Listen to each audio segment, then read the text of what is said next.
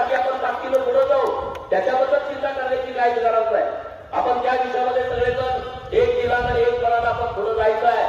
आज इकडे यायचं म्हटलं तर बरेच सगळे म्हणाले गोपीच्या बऱ्याच दिवसाला येतोय, म्हणजे बोला खाना एंट्री लेट होगी लेकिन ग्रेट होगी.